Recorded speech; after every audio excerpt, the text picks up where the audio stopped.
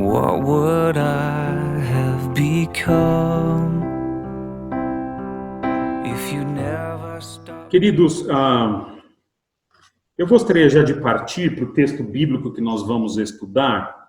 Então, abra comigo Filipenses capítulo 1, versículos 3 a 6. E eu quero primeiro ler o texto porque eu preparei uma pequena surpresinha para vocês, considerando-se a sincronia do que Deus tinha preparado para nós no dia de hoje, que seria algo importante para a nossa igreja, e o que aconteceu, que é o que de fato Ele trouxe para a gente, e a relação disso com esse texto que nós vamos estudar hoje. Então, Filipenses capítulo 1, versículos 3 a 6, um texto muito conhecido, e um texto que nós vamos aqui nos deleitar por algum tempinho aqui, vendo o que Deus tem feito na história com o seu povo, não é?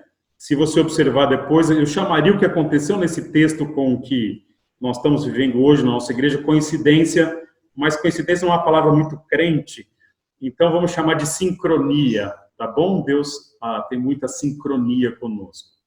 Diz assim o texto de Filipenses 1, 3 a 6, olha lá.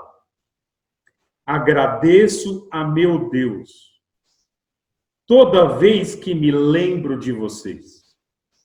E em todas as minhas orações em favor de vocês, sempre oro com alegria, por causa da cooperação que vocês têm dado ao Evangelho, desde o primeiro dia até agora. Estou convencido que aquele que começou boa obra em vocês vai completá-la até o dia de Cristo Jesus. Gente, o texto no versículo 3 indica o tema que Paulo vai tratar. Agradeço ao meu Deus toda vez que me lembro de vocês. Paulo introduz essa sessão com o tema da saudade. E Deus, em sua soberania, nos trouxe hoje um texto que é sobre saudade. Já já eu vou indicar por que ele é importante para a nossa igreja no dia de hoje. É interessante que muita gente acha que o conceito de saudade é brasileiro. Não é verdade, a palavra é, mas o conceito de saudade tem praticamente em toda língua, eu estudei algumas línguas, enfim. O conceito está lá e a ideia de saudade é o sentimento de querer relacionamentos ou situações de volta, de querer trazer para o presente um passado que foi bom. É esse sentimento de que hoje eu não tenho comigo coisas boas que eu já tive. Queridos, eu acredito que hoje seja... Obrigado, querido.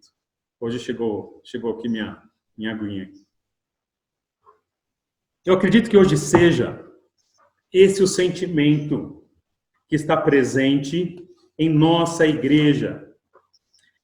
Porque quando Paulo diz, eu agradeço ao meu Deus toda vez que me lembro de vocês, literalmente ele está dizendo o seguinte: a cada lembrança que eu tenho de vocês, eu agradeço. É como se Paulo estivesse olhando um álbum de fotos. É essa a ideia que ele deu, literalmente, nas palavras que ele usou. É como se ele estivesse vendo um álbum de fotografia, estivesse passando o álbum, e ele, vendo cada uma dessas pessoas, sentisse saudade. Dessa forma, eu vou compartilhar com vocês aqui algo que teria acontecido no dia de hoje. Estava agendado, estava pago, e todo mundo deveria participar. Olha aqui. Estão vendo aqui? Todo mundo está vendo? Essa foto aqui, estão vendo? Eu queria fazer algumas observações com vocês a partir dessa foto que eu trouxe para vocês. Queridos, hoje, 19 de abril, era o dia que nós tínhamos agendado e reservado este mesmo local em que nós anualmente fazemos o aniversário da igreja. Hoje seria o dia que nós iríamos comemorar 14 anos de fundação da nossa igreja. E eu quero fazer algumas observações a partir dessa imagem que vocês estão vendo aí na tela de vocês.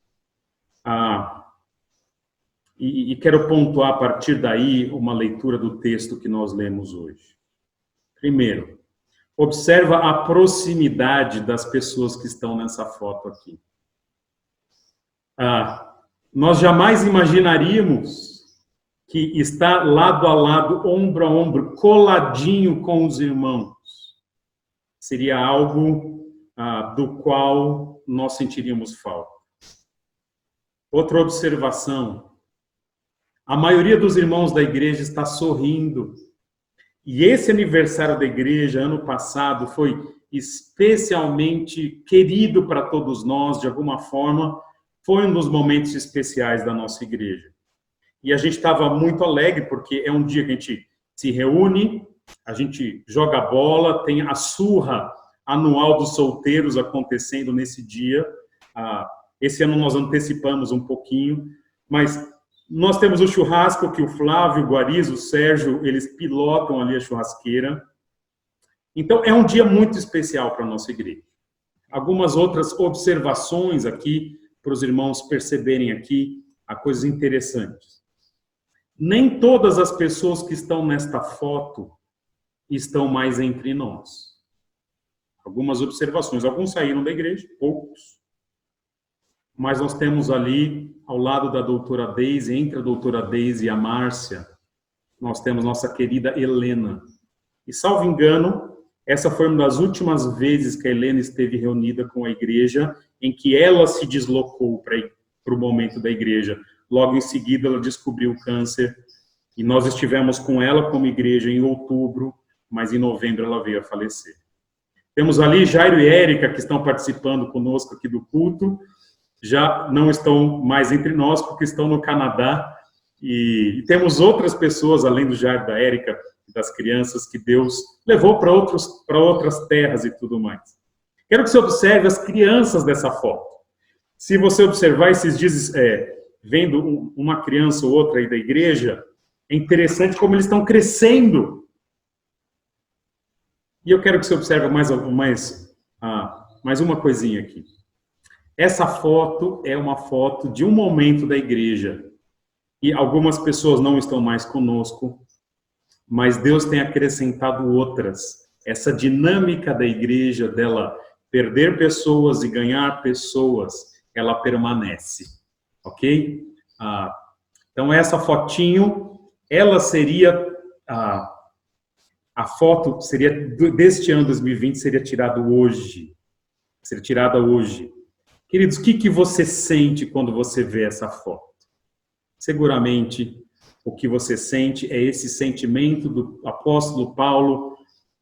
Eu me lembro de vocês, agradeço a Deus, toda vez que tenho cada lembrança de vocês. E é assim que Paulo, ele introduz o texto de hoje. E a mensagem central que eu tenho deste texto que nós lemos é uma mensagem central que tem que ver, então, com o momento da nossa igreja. E a mensagem é assim: como é bom lembrar da comunhão da igreja, tendo um sentimento de gratidão e de alegria. Gente, como é gostoso lembrar da comunhão da igreja, quando ao lembrar da igreja a gente tem um sentimento de gratidão e de alegria. Então, isso está nos versículos 3 a 5, Paulo diz: agradeço a Deus toda vez que me lembro de vocês. E em todas as minhas orações em favor de vocês, sempre oro com alegria, por causa da cooperação ou por causa da comunhão que vocês têm dado ao Evangelho, ou que vocês têm no Evangelho, desde o primeiro dia até agora. Então, Paulo lembra de cada um deles. E quando ele lembra daquela igreja de Filipos, ele lembra com alegria. Irmãos, isso não é coisa pouca. Eu já passei por várias igrejas na minha vida, por algumas igrejas. E eu me lembro de todas as igrejas pelas quais eu passei. Mas há igrejas que eu frequentei no passado que eu me lembro com alguma tristeza. Há pastores que eu tive há anos atrás, que eu me lembro destes homens com profundo pesar, e alguns deles vivendo uma vida absolutamente distante de Deus, tempos depois. Há igrejas que marcaram a minha vida pela falta de amor, de ensino, de ética. Mas há também na lembrança igrejas pelas quais eu passei, que são profundamente amadas e queridas. A igreja pelas quais eu e a Dani, ou pelo menos eu, nós passamos, e quando a gente reencontra o pastor, a gente dá um abraço apertado. Eita, que saudade, como que você está? Há igrejas em que, quando a gente sabe de algum membro, fulano teve filho, fulano casou, isso traz enorme alegria para a gente. Filipos é uma igreja assim para o apóstolo Paulo. Quando ele lembra daquela igreja, ele tem saudade, não é? E vou ser honesto com os irmãos, sem demagogia, não preciso fazer isso. Irmãos, quando eu lembro da nossa igreja reunida, ombro a ombro, lado a lado, eu tenho saudade, gratidão e alegria. E no caso dos filipenses, o que faz esse sentimento tão positivo no apóstolo, de saudade, de alegria, é porque ele diz no versículo 5, como foi a relação dele com os filipenses. Versículo 5 ele diz, por causa da cooperação que vocês têm no evangelho, desde o primeiro dia até agora. É interessante que a palavra para cooperação aqui é a mesma palavra do Novo Testamento para comunhão. Então, Paulo está dizendo o seguinte, que houve comunhão no Evangelho entre ele e os filipenses, cara, desde o primeiro dia. E era uma comunhão que transbordava para os de fora. Foi uma espécie, digamos assim, de amor à primeira vista entre Paulo, que implantou a igreja de Filipos, e aqueles irmãos que acolheram Paulo desde o primeiro dia. E a pergunta que fica para a gente, a partir desse sentimento do apóstolo, de que ele tem comunhão, que ele teve comunhão, tem alegria e tem saudade. Como Deus produz igrejas que eventualmente são igrejas das quais nós lembramos com muita alegria. E aí chega um pouquinho do processo divino de produzir igrejas assim. E esse processo está no versículo 6. E é no versículo 6 que nós vamos ficar mais um tempinho agora, lidando com como uma igreja se mantém sendo uma igreja tão querida. Veja comigo o que diz o versículo 6. Eu estou convencido de que aquele que começou a boa obra em vocês vai completá-la até o dia de Cristo Jesus. Então, se o texto todo quer dizer como é bom lembrar da igreja com gratidão, com alegria, agora a gente vai entender como manter a igreja assim. E aí Paulo nos dá 3 caminhozinhos, 3 lembretes do porquê essa igreja é tão querida. E o primeiro, no versículo 6, tem que ver com o que ele diz que Deus produz neles. Diz assim, estou convencido de que aquele que começou boa obra. Então, eu quero começar falando de boa obra. Paulo, ele tem esse sentimento de lembrança positiva da igreja e quer que a igreja se mantenha assim, porque ele entende que o que aquela igreja está vivendo no Evangelho é uma obra boa. Queridos, esse versículo 6 aqui, estou convencido de que aquele que começou a boa obra em vocês vai completá-la até o dia de Cristo Jesus. Já aviso para vocês que é um versículo muito debatido na teologia. Porque Paulo não menciona o que seria essa boa obra. Ele não deixa claro se ele está dizendo que é algo que Deus faz em cada crente ou se é algo que ele faz na história da igreja como um todo. E a dificuldade é quando ele diz que ele vai completar a boa obra quando chegar o dia de Cristo Jesus. Então o pessoal está entendendo que Paulo está falando de uma obra na história. Agora, se Paulo estivesse falando de uma obra na história, não seria tão encorajador para a igreja de ser o seguinte, ó, pode ser que sua vida fique ruim, você não tem garantia nenhuma, mas lá na frente, no fim da história, quem terminar a história lá, quando Jesus voltar, aí vai estar tudo bem. Eu acredito que haja uma outra proposta, a gente olhar esse texto aqui, lidando com o plural que Paulo usa aqui, aquele que começou a boa obra em vocês. Aí a turma do português aí entende que é o plural distributivo, a ideia de que aquela boa obra que Deus começou em cada um de vocês. E essa boa obra, a gente vê pelo versículo 5, ela provavelmente tem uma referência com o viver o evangelho, porque no versículo 5 ele diz, por causa da cooperação que vocês têm no evangelho, desde o primeiro dia até agora. E ele fala, aquele que começou a boa obra. Ou seja, talvez a boa obra seja esse viver o evangelho. É interessante que Paulo reconhece que aqueles irmãos, eles entraram com Paulo no evangelho, e esse evangelho, ele tem sido vivido ali em cada um nos filipenses, e ele quer dizer o seguinte, isso que vocês estão vivendo é bom. Agora, por que Paulo precisa chegar para uma igreja e falar que o que eles estão vivendo é bom? Turma, às vezes a gente precisa dizer para as pessoas que o evangelho é bom, porque a realidade é que nem sempre a vida cristã que a gente vive parece boa. Essa é a realidade. E no caso dos filipenses, a igreja de Filipos é uma igreja dividida. Provavelmente você já viveu, ou na nossa igreja, ou em alguma outra igreja, algum momento em que você chega na igreja, vai se encontrar com os irmãos, e não é bom. A igreja está dividida, ou você está numa fase ruim, você está com problema com o pastor, você está com problema com algum irmão, e você chega na igreja, e não é algo como deveria ser. E os filipenses estão passando grandes lutas, falsos irmãos, divisões, decepções. E nós passamos lutas mesmo no evangelho. Atire a primeira pedra quem nunca pensou em mudar de igreja, não é? Começando por mim. Não é? Mas a igreja de Filipos está desanimada. E parece que aquele primeiro momento do evangelho, quando Paulo chega e as pessoas se convertem e a igreja está em comunhão, parece que aquele momento bonito, alegre, ele passou.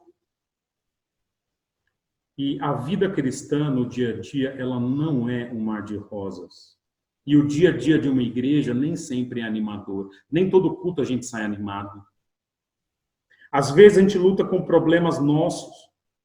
A gente luta na nossa vida cristã individual com pecados.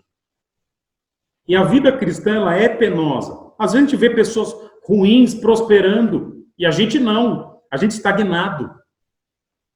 A gente vê pecados de pessoas contra nós, familiares, amigos, irmãos, persistindo por anos. O diabo atuando contra a igreja e contra a gente. O mundo piorando. E muitas vezes aquela alegria da salvação, que era do começo, ela vai embora. E a gente eventualmente se pergunta, vale a pena? E o que Paulo está dizendo é o seguinte, espera aí, nós temos que ter o conceito certo do que está acontecendo. Isso que começou em vocês, a gente já vai lidar com começou daqui a pouquinho, mas isso que começou com vocês na avaliação de Deus é uma boa obra. Eu sei que nem tudo parece legal e agradável às vezes, mas Deus define isso que há em nós, que é o evangelho, a salvação, o viver a vida cristã. Isso é bom. E mesmo com as dificuldades momentâneas, com desânimo, no fim das contas, o que Deus produz em nós é bom. Ou a gente confia nisso, ou é difícil seguir. Eu quero trazer para vocês uma ilustração do que eu penso ser grande parte da vida da caminhada cristã. Queridos, eu comparo eventualmente a vida cristã com uma montanha russa. Todo mundo aqui já andou de montanha russa? Espero que sim. Se você ainda não andou de montanha-russa, talvez os mais jovens, então estão convidados a gente fazer um passeio para algum lugar que tenha alguma montanha-russa para a gente andar junto. Momento confissão aqui, não ficar fazendo bullying comigo depois, mas eu vou ser honesto com vocês aqui. Quando eu chego no parque de diversão e olho aquela montanha-russa enorme, eu tenho medo. Eu sou daqueles que tem medinho. Tenho medinho. Fico arranjando desculpa para não ir na montanha-russa. E o ponto é, eu não gosto de altura. Não gosto de altura. Para mim é uma crise. E eu olho aquela altura, as quedas muito bruscas. Eu olho e falo, nossa, não faz muito sentido aqui. Mas eu já fui muito à montanha-russa. Em algum momento na minha infância, talvez por pressão dos amigos, eu venci o medo. E veja comigo se não é assim o passeio de montanha-russa. Você entra no carrinho e ele já de cara te coloca naquela primeira subida. E até o barulho que faz assim. Não é? E você vai subindo, cara. E quando você olha, você começa a olhar para baixo, você pensa assim, cara, eu não devia ter entrado nesse negócio. Cara, e você está olhando, ainda tem muita coisa para subir, e você olha para cima e fala, cara, eu não devia estar nesse negócio aqui. Caramba, ai. E você fala, não tem para onde sair, né? Os caras são do mal, quem projetou isso é o cara mal, porque não tem para onde você sair. E o carrinho vai subindo devagar, se fosse rápido, ainda... Cara, e quando chega lá em cima, que você está vendo o mundo para baixo, né? Só o mundo, você vê o abismo, né? E parece até uma paradinha, né? Ele faz assim. E aí começa, você fala, nossa, é agora, vai cair, vem aquele frio na barriga. E você vai descendo, de repente, você percebe algo. Nossa, eu não vou morrer. Pelo menos não hoje. Em algum momento você percebe que o carrinho não vai sair do trilho, faz a primeira curva, faz a segunda. Em algum momento você relaxa, descansa, fala, uau, olha o vento batendo no rosto. E quando termina o passeio, mesmo quem tem medo, fala, nossa, que legal, quero ir de novo. Não é assim? Queridos, eu quero que você entenda a vida cristã como uma grande montanha-russa. Em alguns momentos a gente está se divertindo, mas há momentos que você olha e fala, nossa, eu acho que eu vou cair, vou despencar. Eu vou me esborrachar aqui. Dá medo, dá frio na barriga. Mas chega um momento na vida cristã, e a gente vai vivendo o evangelho ao longo dos anos, em que a gente olha para trás, vê tudo que a gente já passou, e vê quem projetou esse brinquedo chamado vida cristã, e vê que ele fez isso com segurança, e no final desse passeio a gente fala, olha, até que está sendo bom esse negócio aqui, acho que se eu pudesse eu queria ir de novo. Irmãos, é isso que Paulo quer provocar. Essa sensação de que, embora eles estejam passando por aflições e medos e lutas, o que foi planejado é bom. E no fim do passeio, todo mundo vai falar, uau, que legal, que passeio bom, esse negócio que é a vida cristã. E esse passeio que é bom, ele tem ainda duas características que Paulo vai lembrar e que torna o passeio ainda melhor. Veja, como é bom lembrar de uma igreja que tem comunhão e lembrar disso com gratidão e alegria. E o primeiro lembrete para a igreja continuar assim é que nós devemos lembrar que o evangelho é uma boa obra. Mas há um segundo lembrete, olha que interessante, no versículo 6 ainda, quando ele diz, eu estou convencido de que aquele que começou. E o segundo lembrete que nos anima é essa boa obra que nós estamos vivendo. Quem colocou, quem iniciou ela em nós, foi simplesmente o nosso Deus. Deus, ele é o iniciador, o começador da boa obra. Gente, viver o evangelho é bom, porque quem começou isso em nós foi o Senhor. Vamos ser honestos. Se dependesse de nós, nós nunca teríamos por nós mesmos escolhido o caminho da salvação. Isso é verdade comigo e tenho certeza que é verdade com você. Foi Deus quem nos atraiu. Foi Deus quem nos trouxe. Foi Deus quem te regenerou. Foi Ele quem te convenceu. Foi Deus que chamou. Foi Deus que te orientou. Toda a iniciativa da obra do Evangelho é de Deus. E isso é importante, queridos, quando surgem dúvidas, se nessa montanha-russa que a gente está vivendo, se nos momentos difíceis, se o Evangelho que nós estamos vivendo, se ele é de fato real, se aquela experiência de salvação inicial, se ela foi verdadeira, que às vezes parece que o que a gente viveu foi só uma experiência subjetiva demais, distante no tempo demais. Se você se converteu quando você era criança, você nem sequer lembra como você era antes, nem depois. E a gente pensa, será que isso aconteceu de fato? Será que aquilo que no começo até me alegrou, agora que a gente vai vivendo a vida com dificuldades, as coisas se esvanecem, será que é real? Queridos, houve um período na minha vida em que eu pensei bastante se de fato eu era um crente em Jesus. Eu não estou sozinho nessa busca. Recentemente eu trouxe para vocês um livro do Francis Schaeffer, que é um ícone da vida cristã, em que depois de ter sido pastor por 10 anos, ele ficou 2 anos sem saber se... foi pastor por 10 anos, tirou um tempo de 2 anos para ter certeza se Deus era real. E depois chegou à conclusão, não, isso que eu vivi é real. Eu já passei por um período assim, talvez você esteja passando por um período assim, ou talvez você vai passar por um período assim. E o que Paulo quer fazer é que, numa igreja em que tudo está difícil, ele quer lembrar que o que aconteceu no começo naquela igreja não foi produzido por eles. Não é uma invenção humana. Foi Deus.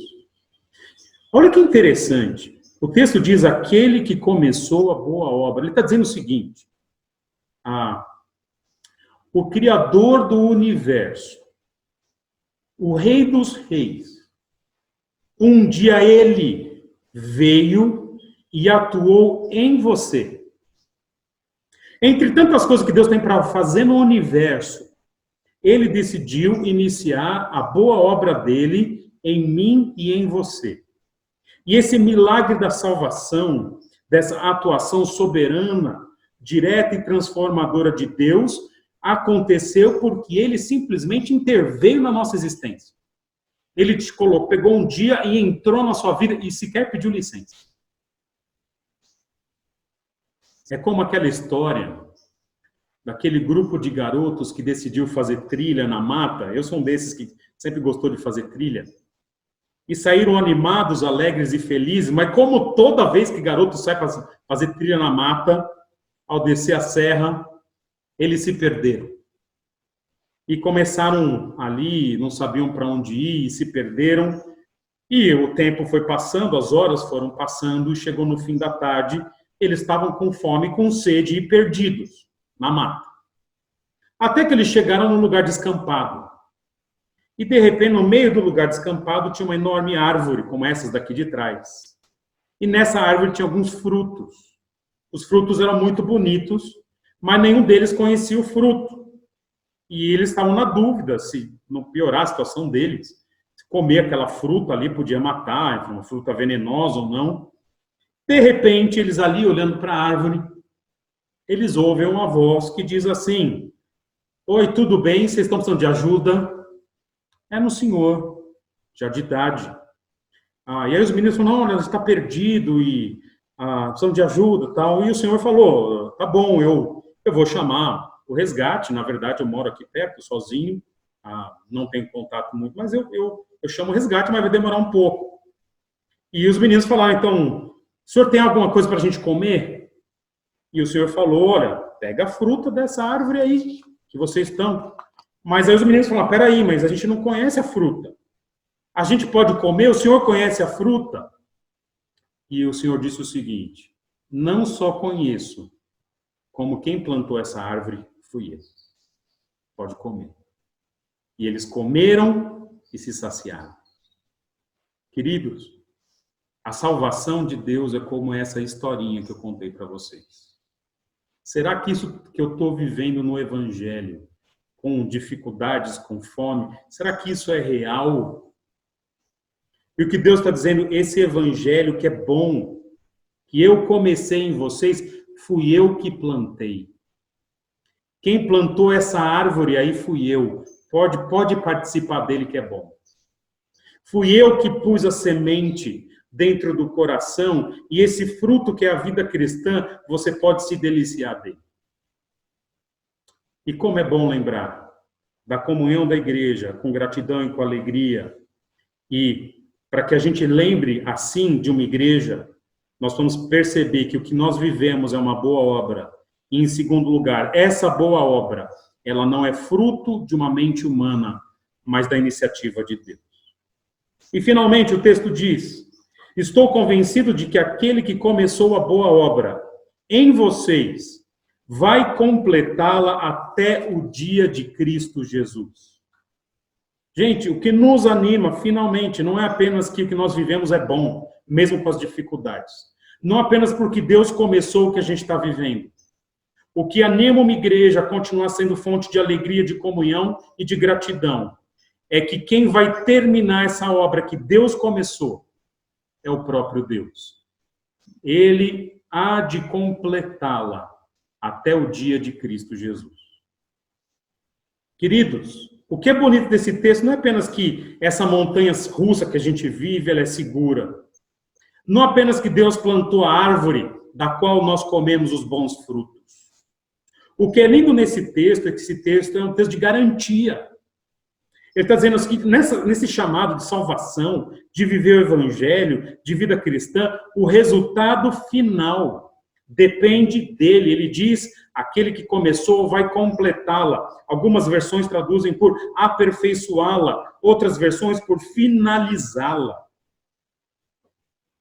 E olha que interessante. E ele diz, até o dia de Cristo Jesus.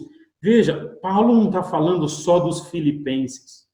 Se Paulo estivesse falando só dos filipenses, ele diria o seguinte: aquele que começou a boa obra vai aperfeiçoá-la até o dia que vocês morrerem.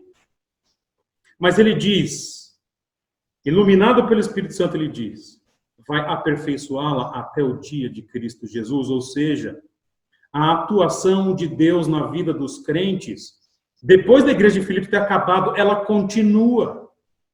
A primeira geração de crentes foi embora, a segunda, a terceira, sei lá, a 40ª que nós estamos, Deus continua começando, fazendo a boa obra e completando na vida dos crentes, e isso vai continuar até o fim. E qual que é a ideia de que Deus, ele vai completar a boa obra? Acho que foi o John MacArthur que disse o seguinte: se a salvação dependesse de nós, da nossa fidelidade, nós certamente a perderíamos. Essa é a realidade. Claro, a gente tem que ser fiel, a gente deve buscar a santidade, mas no fim das contas, o sucesso da empreitada, ele é garantido pela atuação divina em nós. Mas você deve estar pensando comigo, conheço tanta gente que abandonou a igreja, abandonou a fé. Primeiro, algumas observações. Abandonar a igreja e abandonar a fé não necessariamente é a mesma coisa. Provavelmente, mas não necessariamente. Porque quem abandona a igreja, há um forte indício de que vai abandonar a fé, mas não necessariamente. A igreja como um todo, alguém que não mais frequenta e tudo mais. Então, a ideia de que alguém que detesta a noiva dificilmente está se relacionando bem com o noivo. Né? Mas o abandono da fé, que às vezes ele acontece de forma teórica, a pessoa fala, não creio mais nisso, ou de forma prática, a pessoa diz que crê, mas não vive o que crê. Isso pode ser indício, irmãos, de que talvez a obra que começou nossa pessoa nunca foi a obra de Deus. Porque a normalidade cristã indica o seguinte, que quando Deus começa uma boa obra, isso é tão forte em nós, a conversão é algo tão impactante na nossa vida, que mesmo com as quedas e as dificuldades temporárias, que pode durar um ano, um mês, um dia, enfim, ao mais, mesmo com os abandonos temporários, o que acontece é que o normal da vida cristã é o Filho de Deus voltar. é Deus aperfeiçoá-lo. Exceções a gente pode discutir até outro dia e conversar. Mas a realidade é que a garantia da vida cristã é que Deus vai completar o que Ele mesmo começou.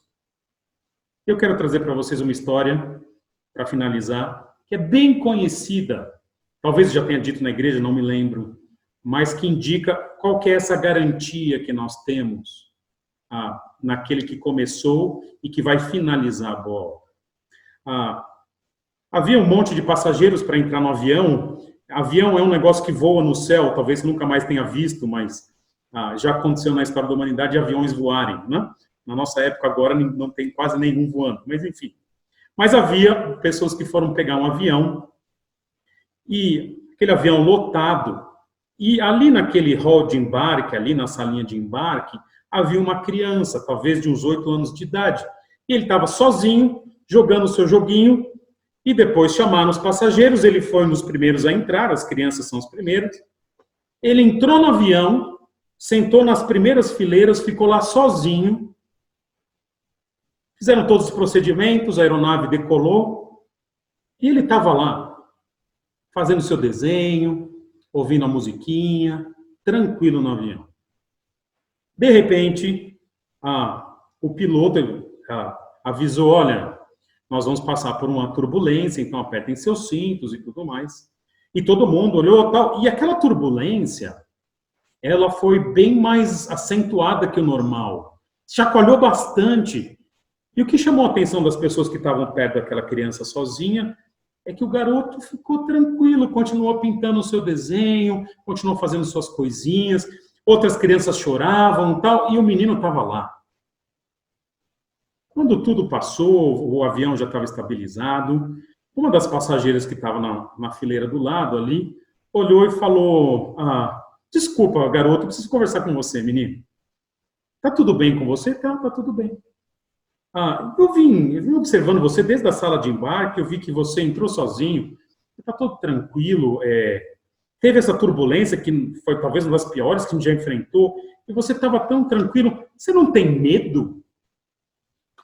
O menino olhou para a moça e respondeu com um sorrisinho de canto de boca e disse o seguinte, por que eu teria medo, moça? O piloto do avião é o meu pai. Queridos, o que o texto está dizendo para a gente é que o piloto da vida cristã é o nosso Pai. Aquele que começou a boa obra. Calma, é boa essa obra. Ele que começou, calma, ele vai completá-la. O piloto da nossa vida é simplesmente o nosso Deus.